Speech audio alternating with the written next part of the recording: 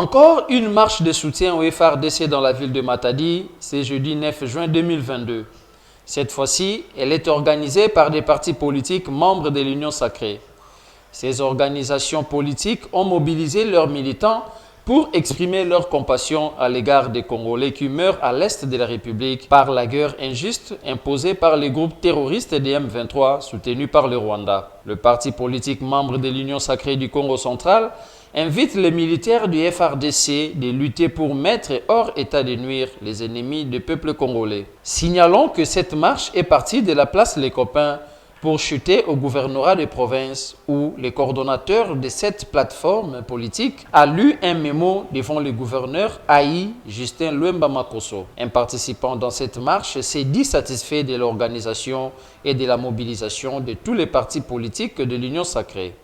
Nous avons pris part dans cette activité pour montrer notre solidarité à nos frères qui sont victimes des atrocités, de tueries, de pillages, des assassinats. Un message au chef de l'État qui n'est pas seul dans ce combat et que la province du Congo central, à travers l'Union sacrée, il bénéficie de soutien total. L'absence de l'UDPS, parti présidentiel, et l'UNC de Guy Bandou est remarquée tout au long du parcours de la marche.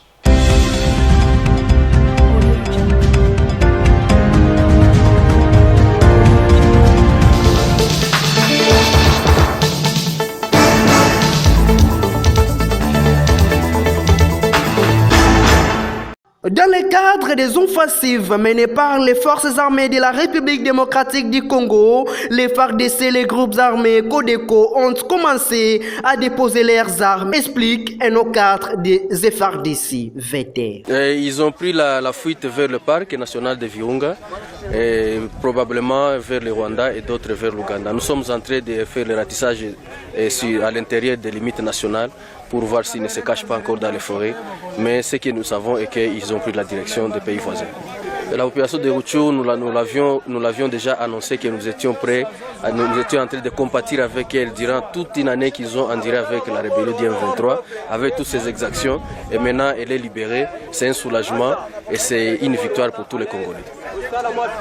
Ce qui va se passer, c'est que ça, ce n'est qu'une grande étape, bien sûr, bien que ce n'est pas encore la fin de la guerre, parce qu'il y a encore d'autres groupes armés qui détiennent encore les armes sur le territoire congolais et que nous allons pouvoir aussi désarmer par la force s'ils ne veulent pas obtempérer à notre appel de déposer pacifiquement.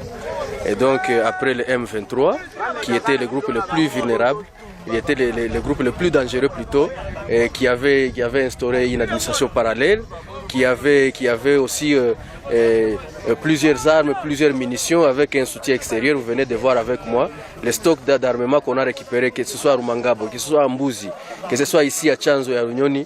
C'est vraiment des munitions, des stocks impressionnants, à tel point que la guerre n'était pas destinée à se terminer aujourd'hui. Ça, c'est un miracle, c'est Dieu qui a vraiment aidé les forces armées régulières de FARDC pour pouvoir démanteler les réseaux du M23.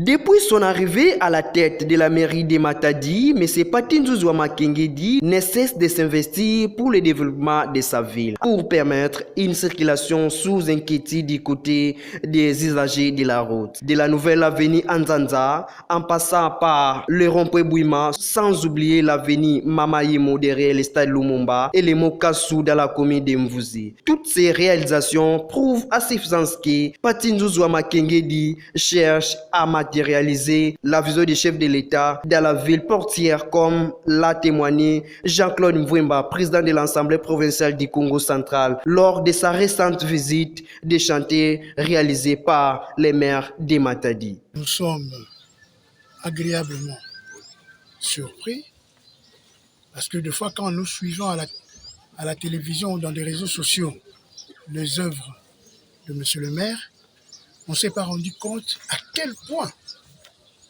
il est en train de travailler pour la ville de Matadi. Nous avons sillonné, il nous a fait visiter, d'ailleurs on ne pouvait même pas aller, continuer ailleurs parce que le temps et les audiences que nous avons, nous devons aller répondre. Mais sur le chemin de la route, j'ai entendu qu'une seule phrase.